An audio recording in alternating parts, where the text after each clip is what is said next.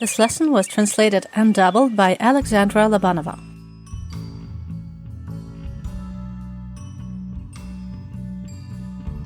Hello! So now you have your first paper willow and ready to start weaving.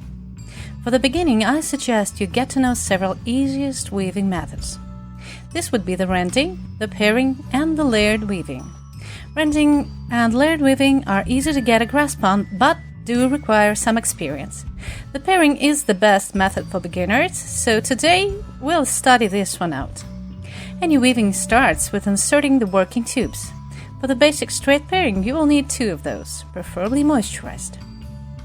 If you've just lifted your stakes and are ready to start weaving the sides of your basket, you need to adhere the working tubes to the back side of 2 nearby stakes, like so. Adhere the end of the tubes that you've started twirling them from. The glued ends should stay loose. If you've ended weaving with some other method or wish to switch color, that's the way you'll use to add new working tubes. With a knitting needle or any other tool that's convenient for you, widen the space that holds your stake and push your new working tube into that space with glued end up. Repeat with the next stake. If you're right-handed, weave from right to left. If you're left-handed, move the opposite direction. In pairing, we always put the first working tube in front of the first stake, then behind the next one, placing it on top of the other working tube.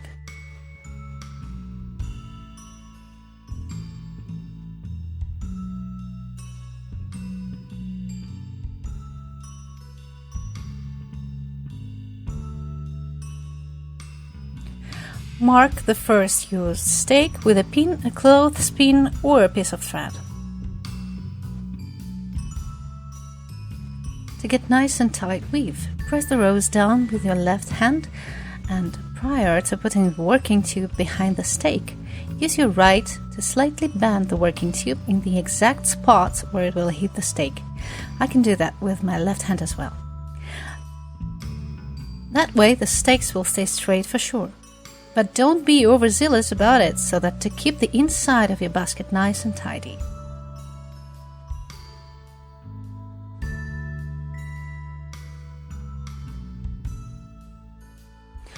While weaving, keep watching the stakes to stay straight and vertical. If you need to, use your fingers to straighten the stakes up.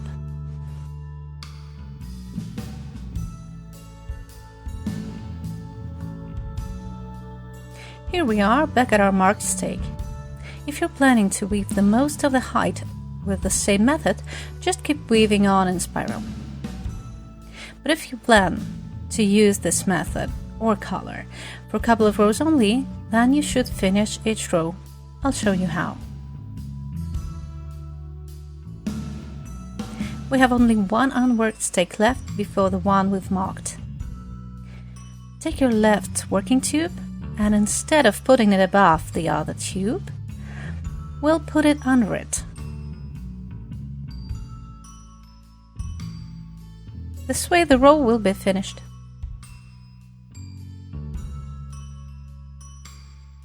You can keep on working as usual.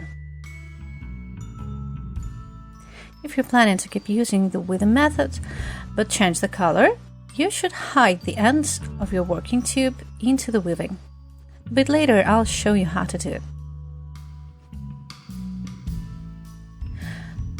And start working with new color, just like you've started the weaving in the very beginning from inserting the working tubes.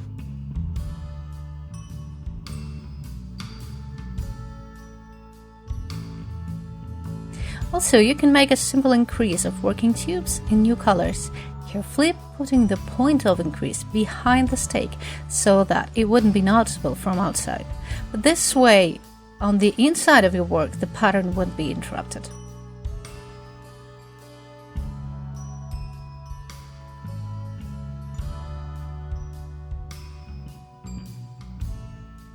Keep weaving till you reach the desired length.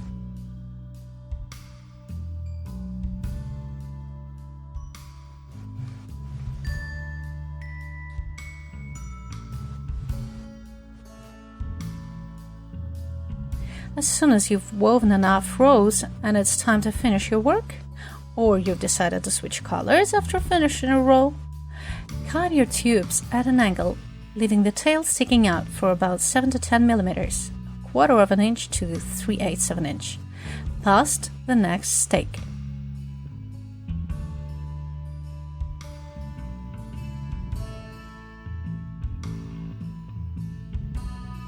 Bend the tail, widen the stake space, and insert the tube tail in that space. Press it in tight and manipulate the stake back in its place. Repeat with the other tube.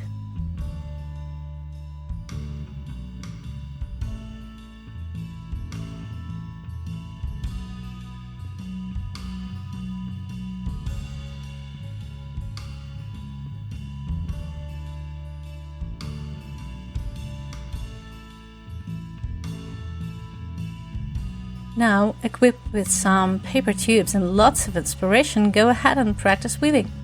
If your basket doesn't turn out perfect the first time you try, please don't let that discourage you. Don't forget, the paper tubes are really sculpturesque and flexible. You can bend the weaving, adjust and straighten it with your hands as you go. I wish you patience and persistence.